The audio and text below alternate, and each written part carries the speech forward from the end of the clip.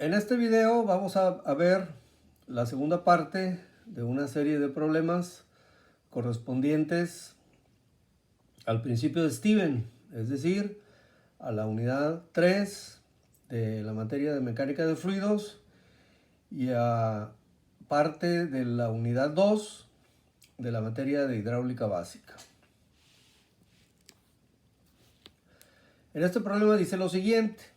Una de las claves para hacer este problema pues es leer con calma para entender lo que dice, porque sí está un poquito larga la redacción. Dice: en una bomba de émbolo manual doméstica, quiere decir que es una bomba como las que se usan en los ranchos, ¿no? Que se mueve con la mano, ¿sí? Y es una bomba chiquita, o sea, es para uso de... no es para uso de todo el rancho, es nada más de la casa, pues. El agua levantada por o sea, por el émbolo, se lleva hasta la descarga de la bomba mediante una manguera de 3/4 de pulgada de diámetro. La varilla y el émbolo de la bomba pesan 30 libras. La velocidad máxima de bombeo sin problemas es de 50 carreras por minuto. Ahorita explicamos eso de la velocidad máxima de bombeo sin problemas.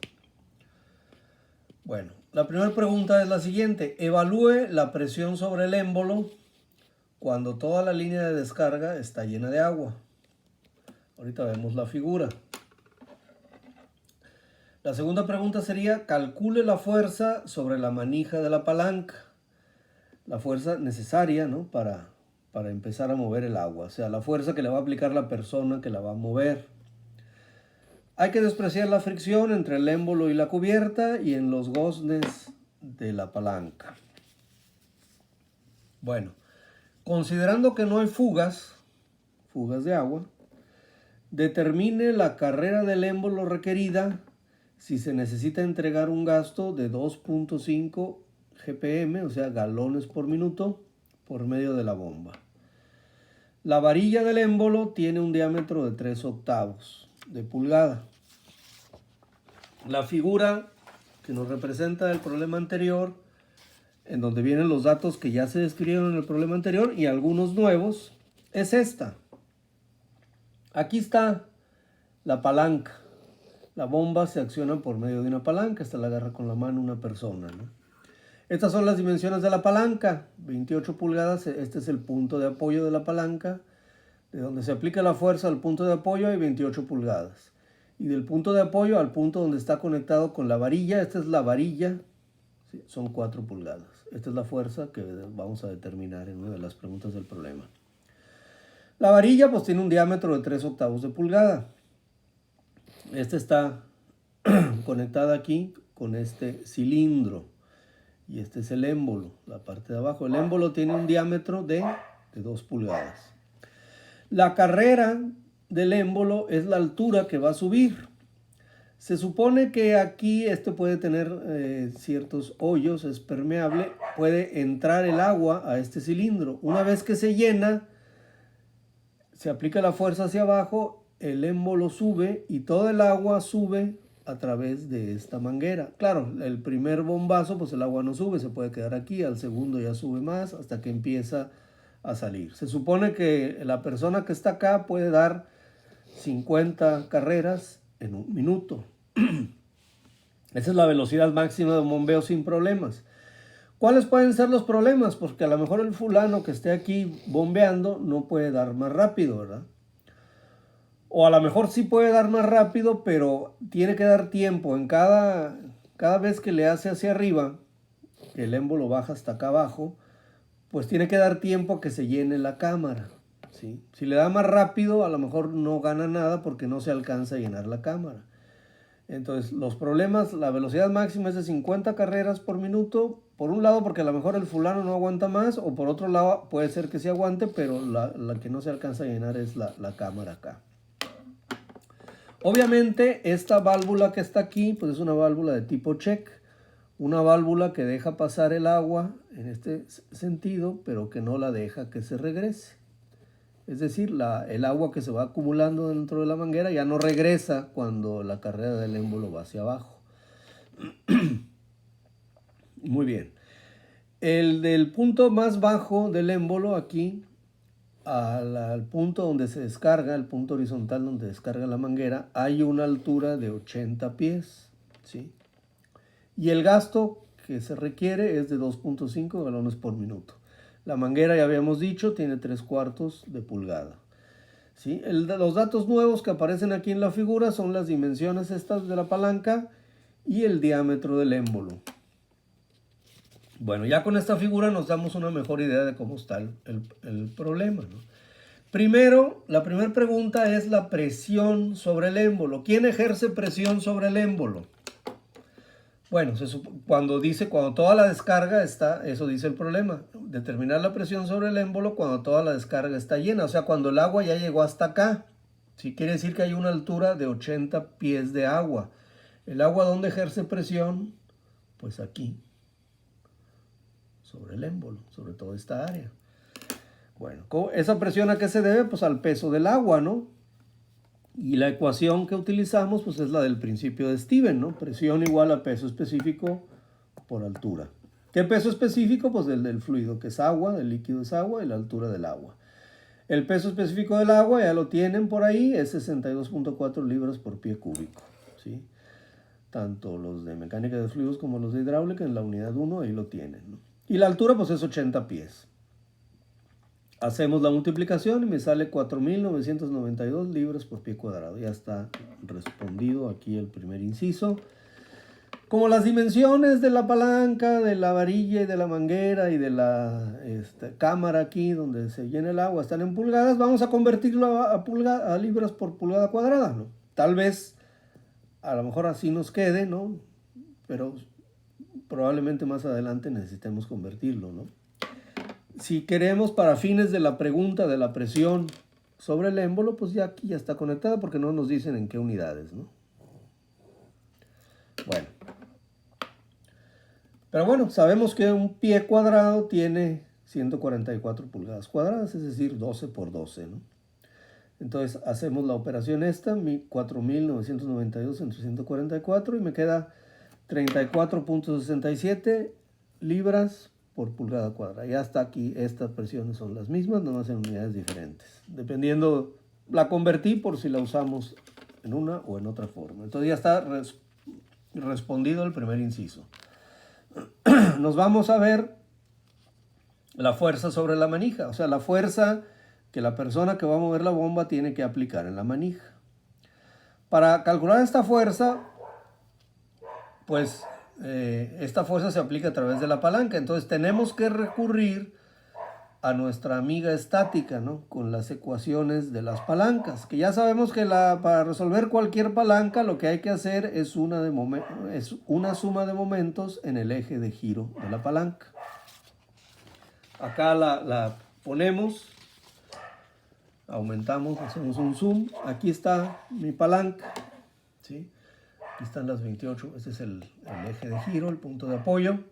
Aquí es donde la persona va a aplicar la fuerza, ¿sí? ¿Y qué va a levantar de aquí? Acuérdense que este punto está conectado a la varilla, ¿sí? ¿Qué es lo que va a levantar?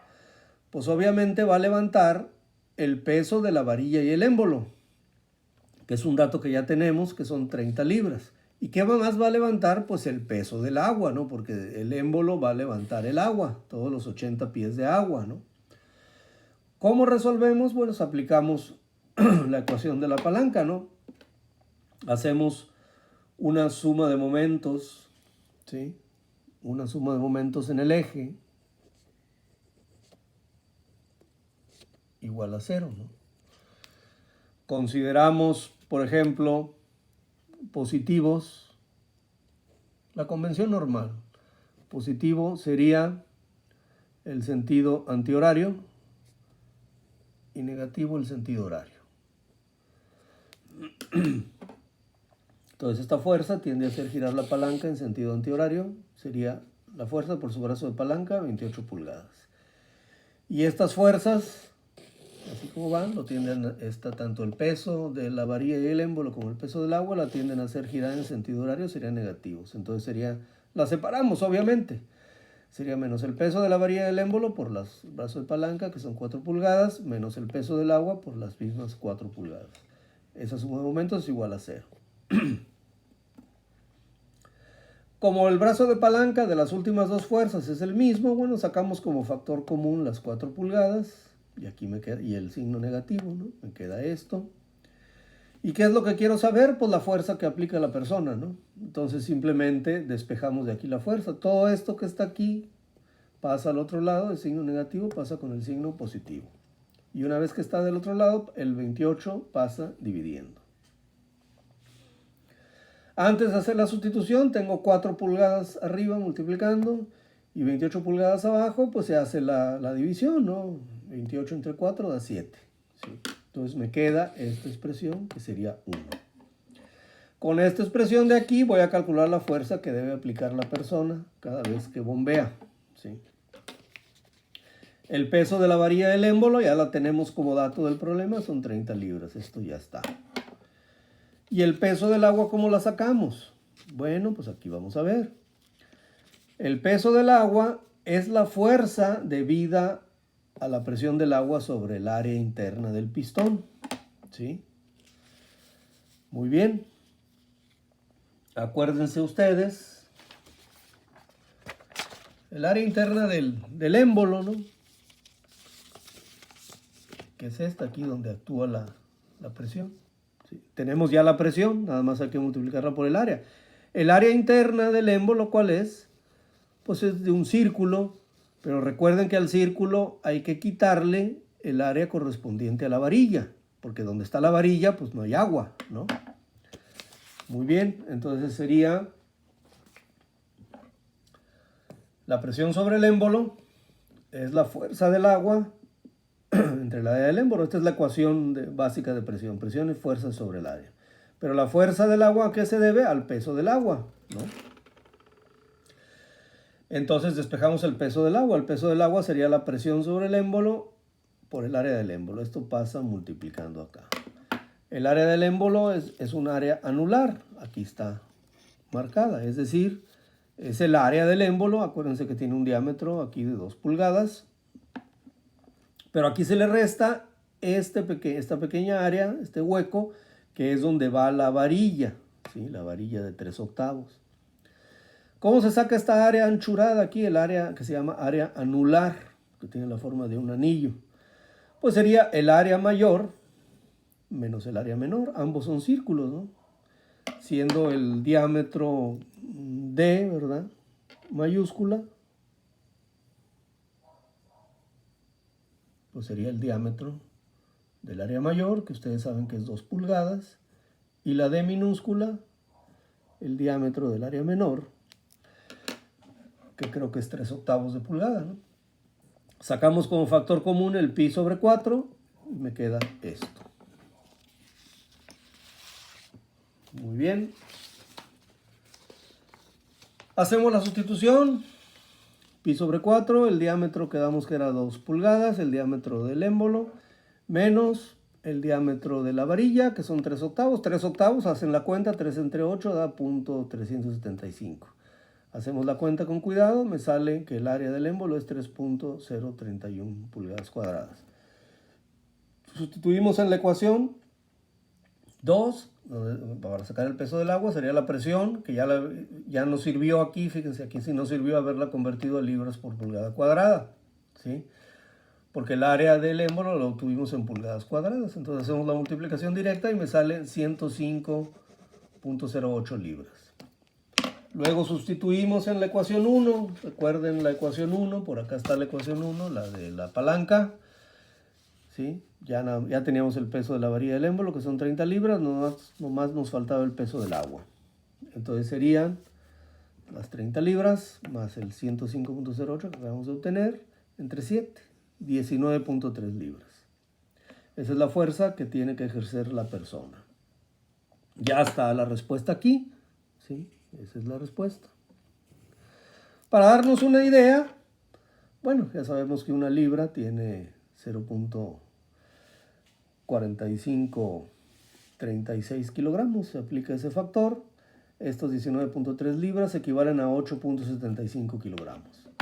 Es una fuerza que cualquiera puede. Hagan de cuenta que agarran una mancuerna, una pesa que pese 8 kilos y 3 cuartos y que tengan que dar en un minuto 50 movimientos. Entonces, pues yo digo que cualquiera puede hacerlo, ¿no?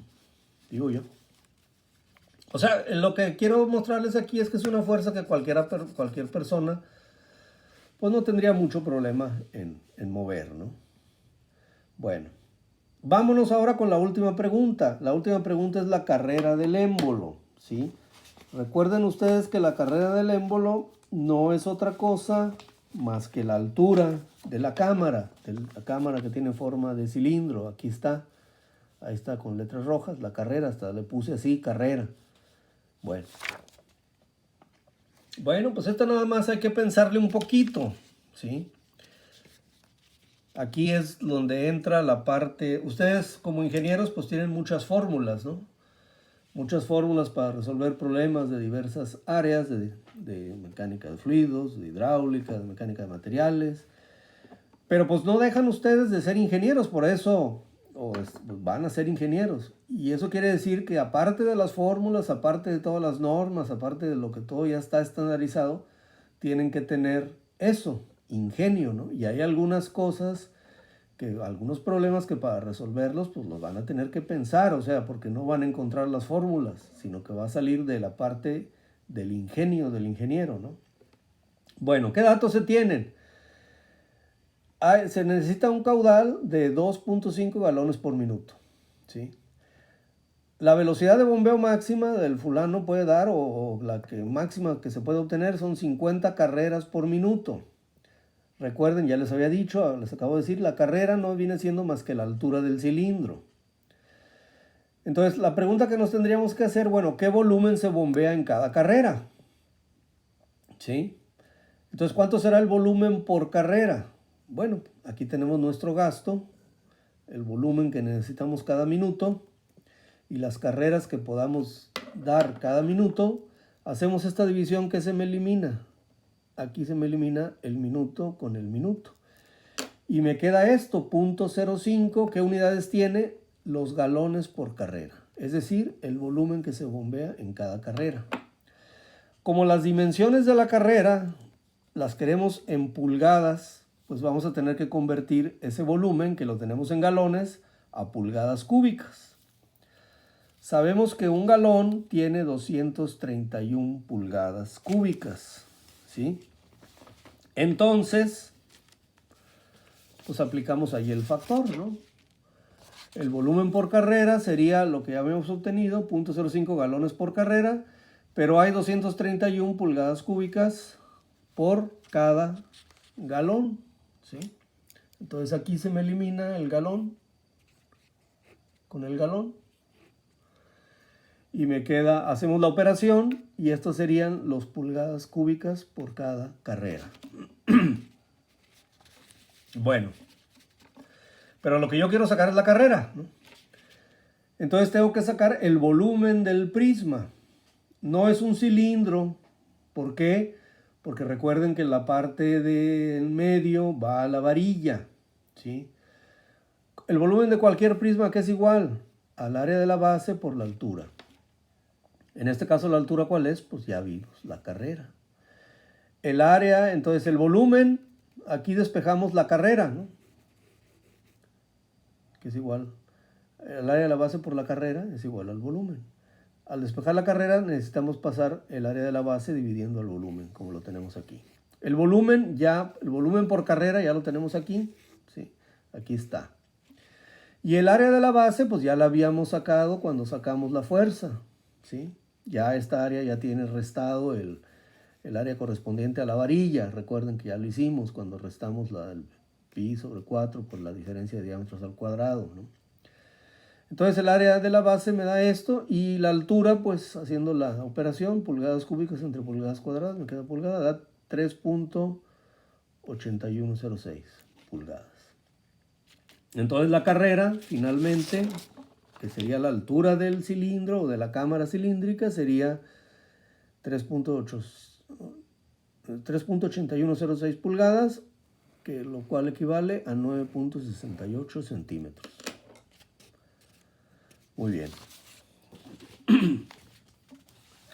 Estos problemas están un poquito más largos que los anteriores, entonces les recomiendo yo pues que los repasen con calma, deténganse en los puntos que no entiendan, pásenlos en limpio y cualquier duda que tengan pues la vemos en nuestra correspondiente clase de Classroom. Vamos a hacer otro.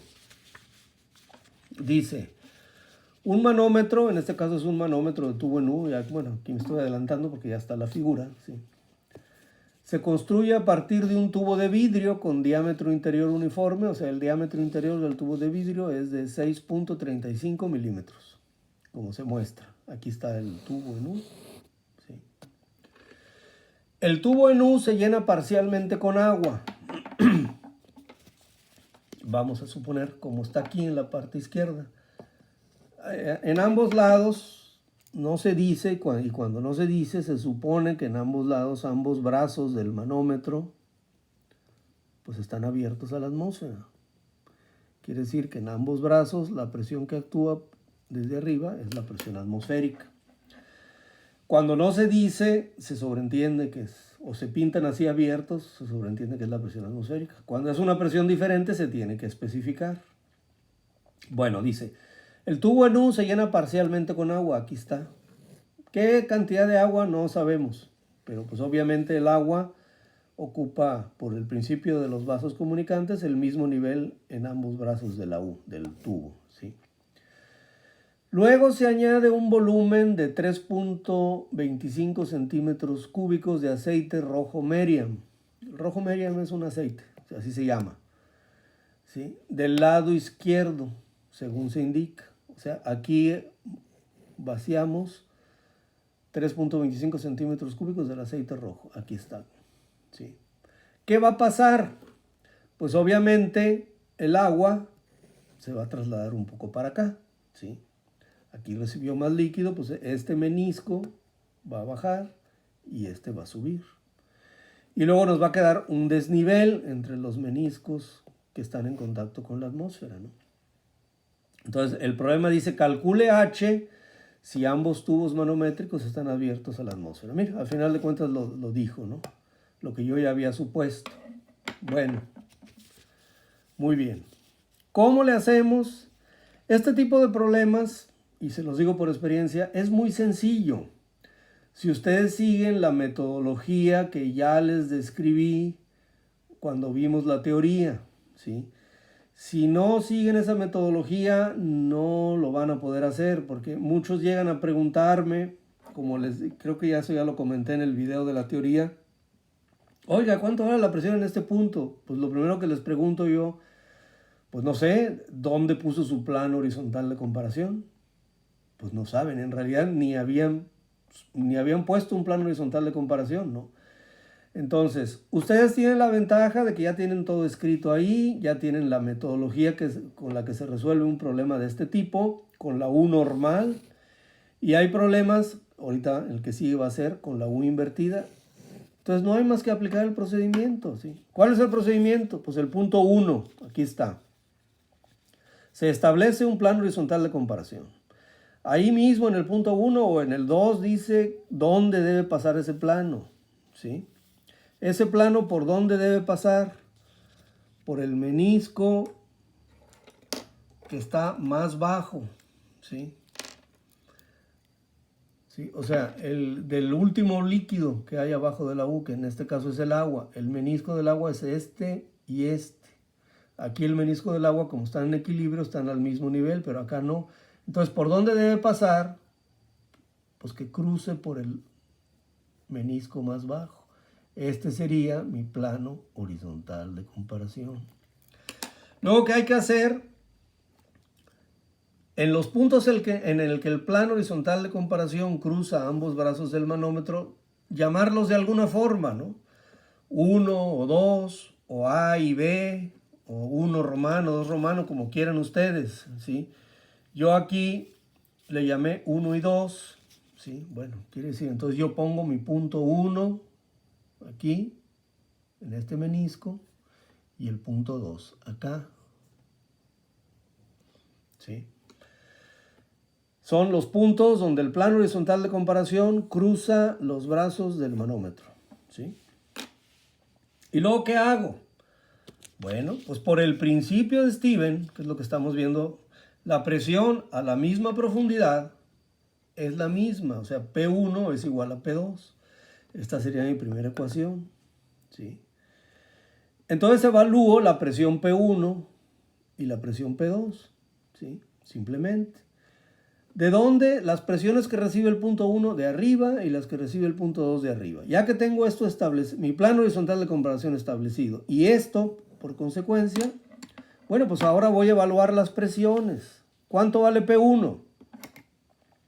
Bueno, pues vemos qué presiones recibe el punto 1 de arriba. ¿Qué nos encontramos inmediatamente arriba del punto 1?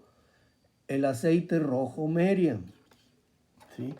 Entonces la presión del 1 sería la presión del aceite rojo Meriam, ¿sí? Arriba del aceite rojo Meriam, ¿quién está? La atmósfera. Entonces sería más la presión atmosférica, pero recuerden que siempre en estos tipos de problemas vamos a trabajar en la escala relativa de presiones. ¿Cuánto vale la presión atmosférica en la escala relativa de presiones? 0. Entonces ya no consideramos la presión atmosférica, es 0 en ambos lados, ¿sí?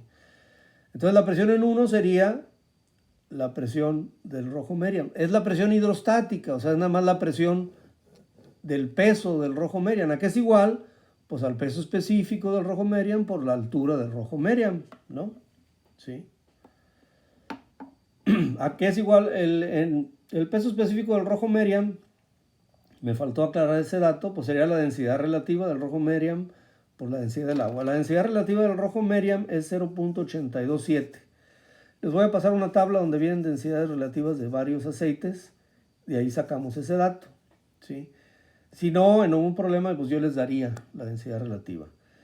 Entonces la densidad, el peso específico del rojo Meriam sería la densidad relativa por el peso específico del agua, que son 1000 kilogramos por metro cúbico, serían 827 kilogramos por metro cúbico. Estoy sacando la densidad relativa del rojo Meriam y me faltaría la altura del rojo Meriam, ¿sí?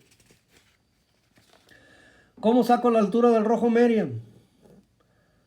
Bueno, pues ¿qué dato tengo? Yo tengo como dato el volumen de rojo Meriam que añadí.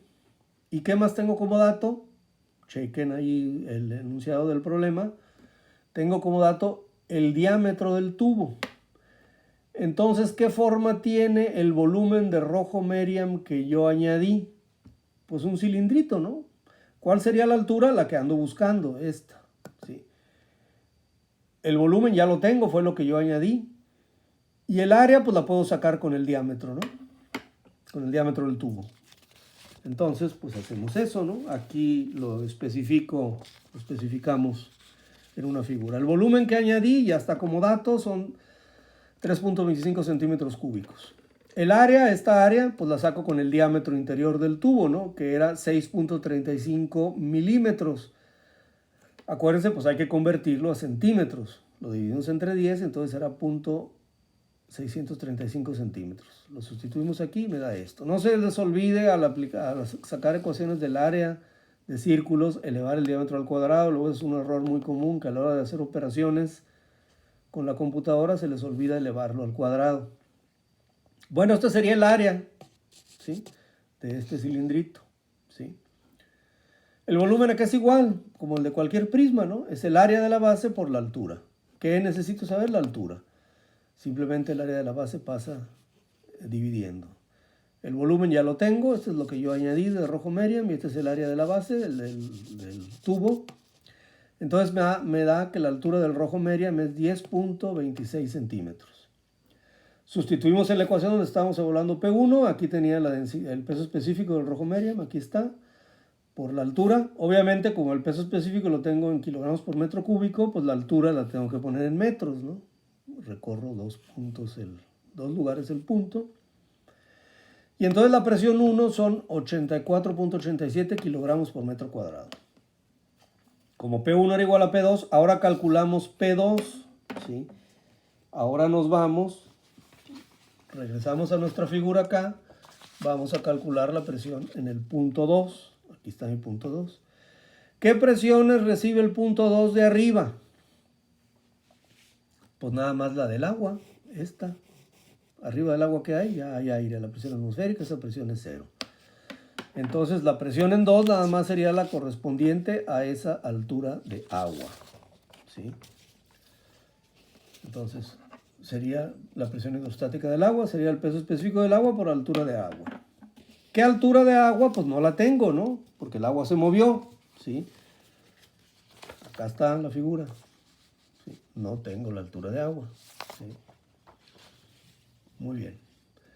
Entonces la P2 es igual a esto. Sustituimos en 1. ¿Cuál es la ecuación 1? La de donde se igualaron las presiones. P1 ya la tengo aquí, ¿sí? 84.87. P2 es igual a esto. Como P1 es igual a P2, pues igualo, ¿sí? Aquí está. P1 es esto, igual a P2, que es el peso específico del agua por la altura del agua. ¿Qué incógnita me quedó de aquí? Una vez que establecen la ecuación, pues les va a salir la incógnita solita, ¿no? Aquí está. ¿Cómo le hago? Esto es 1000, lo paso dividiendo, ¿sí? Entonces queda 82.87 kilogramos por metro cuadrado, que era la presión 1 entre 1000 kilogramos por metro cúbico. Se van los kilogramos y me queda metro arriba. Me queda 0.08487 metros, es decir, 8.487 centímetros. Y finalmente, ¿cómo le hacemos?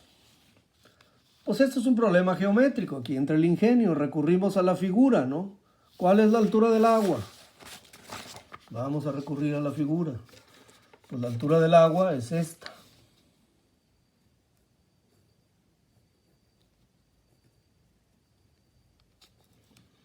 Entonces aquí rápidamente me sale en la figura, pues que la altura del agua, que es esta, azul, más la h, que es la incógnita, ¿a qué es igual la suma de estas dos alturas? A la altura del rojo Meriam, aquí está, ¿sí? Esto lo expreso matemáticamente. H más la altura del agua es la altura del rojo Meriam. Aquí está, ¿sí? ¿Qué necesito saber yo de esta ecuación? ¿De dónde la saqué? De la figura. Esta ecuación no la van a encontrar en ningún formulario. Esta ecuación la tienen ustedes que sacar del ingenio, de la figura, ¿sí? Del ingenio de ustedes, no del ingenio azucarero, ¿no? Ok. Entonces, pues aquí simplemente despejan la incógnita, ¿no? Simplemente a la altura del rojo Meriam, esta pasa al otro lado restando. Ya tenemos la altura del rojo Meriam que ya habíamos sacado, menos la altura del agua, que es esto, y me queda que el desnivel existente sería de 1.773 centímetros o 17.73 milímetros.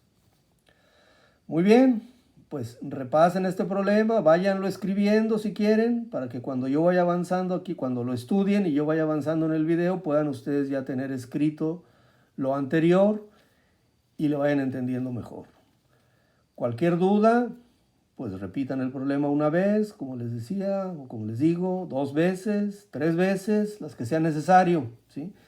Si después de repetirlo varias veces siguen con alguna duda, anótenla, señálenla, y en la próxima reunión de Classroom, cuando nos toque analizar esto, pues lo vemos y lo discutimos y resolvemos la duda, ¿sí? Bueno, vamos a ver un último problema. Quedamos de que vamos a ver uno de un tubo en U invertido. Bueno, pues hay que leer este problema. Dice, el departamento de ingeniería de cierta corporación, o sea, de cierta industria, evalúa un sofisticado sistema láser con un costo de $100,000 para medir la diferencia de nivel entre dos grandes tanques de almacenamiento de agua. Es importante que se midan con exactitud pequeñas diferencias. O sea, en esa industria, puede ser una industria alimenticia, la industria cervecera o petrolera, etc. Hay dos tanques que tienen que estar en el mismo nivel, por alguna razón. Y se tiene que estar monitoreando que ese nivel sea el mismo. Inmediatamente cuando el nivel en un tanque varía, que baja o sube, pues se suena una alarma y se abren una serie de válvulas para equilibrar el nivel. Bueno, Para eso llega un proveedor y nos dice, aquí tengo un sistema láser, ¿sí? Te va a costar $100,000. Bueno, pero usted, ingeniero egresado del Tecnológico de Tustepec, sugiere que el trabajo puede efectuarse, digo porque al final de cuentas la cuestión del ingeniero es ahorrar dinero a la empresa, ¿no? Usted sugiere que el trabajo puede efectuarse con un arreglo de manómetros diferenciales de $300, que va de 100,000 a 300. Claro, si ustedes son emprendedores y ya tienen su propia empresa, pues a lo mejor aquí le ahorran mucho dinero a la compañía y le pueden cobrar caro, ¿no? Pero bueno, ese es otro rollo. Bueno, ¿cómo le van a hacer ustedes? Pues un aceite menos denso que el agua puede utilizarse para dar una amplificación de 10:1 del movimiento del menisco. Ahorita vemos qué significa eso. Una pequeña diferencia de nivel en los tanques provocará que en ese manómetro de tubo en U invertida se vea 10 veces la separación de los niveles. O sea, si ustedes ven que se separó en el tubo en U, que lo tienen a la vista, que se separó 1 centímetro, quiere decir que el nivel de agua en los tanques de arriba se separó 10, ¿sí? Bueno. Sí, una pequeña nivel en los tanques provocará 10 veces la separación en el manómetro, ¿sí? O sea, la van a ver amplificada en el manómetro, ¿sí? Vamos a determinar la densidad relativa del aceite requerida para dar la amplificación mencionada. Bueno, aquí está la figura. Vamos a suponer que aquí están los dos tanques, el tanque 1 y el tanque 2, ambos con agua. Entonces ustedes sugieren un arreglo de manómetro diferencial así con la U invertida, ¿sí?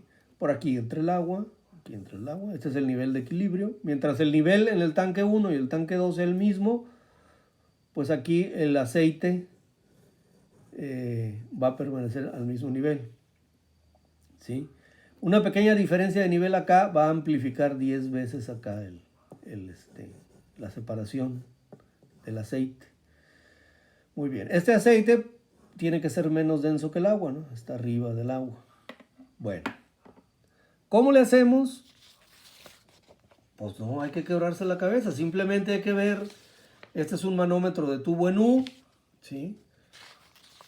La U es normal o no, no, es invertida. Bueno, ¿cómo se hace? Van a la teoría, ahí tienen el procedimiento. ¿Qué se hace primero? Se establece un plano horizontal de comparación. ¿Dónde? Aquí es al revés, es en la parte del menisco más alto.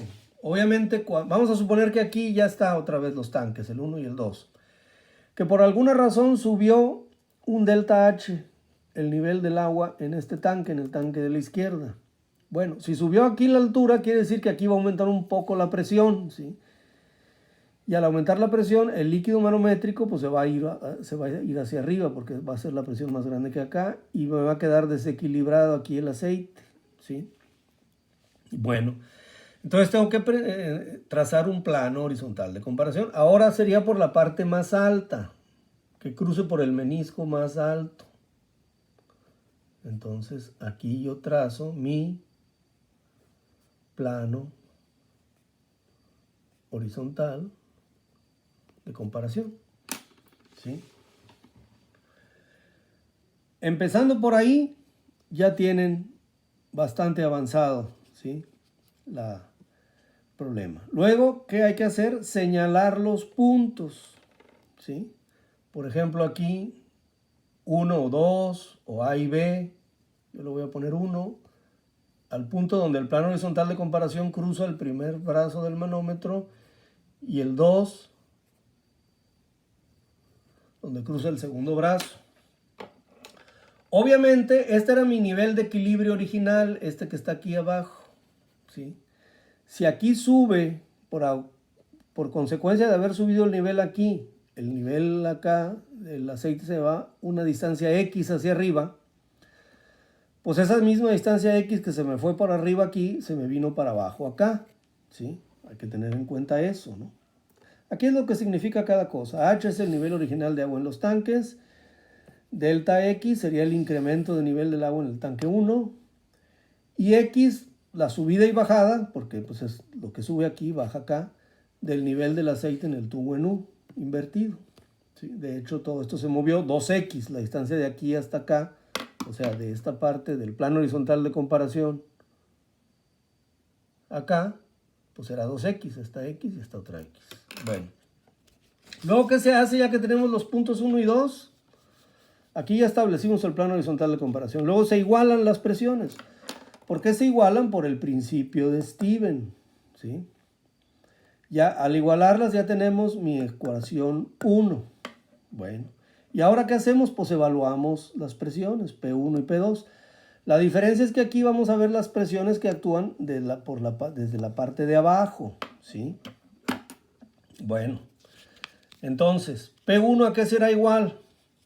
¿Sí? Muy bien. Como vienen de la parte de abajo, pues se restan, ¿sí? Por ejemplo, aquí sería primero la presión hidrostática del agua en esta altura, ¿no? En la altura 2X, ¿sí? Porque esta altura de agua de 2X está hacia abajo, entonces por eso se resta. Sería menos el peso específico del agua por esta altura de agua, que sería 2X, ¿no? Esta altura de aquí,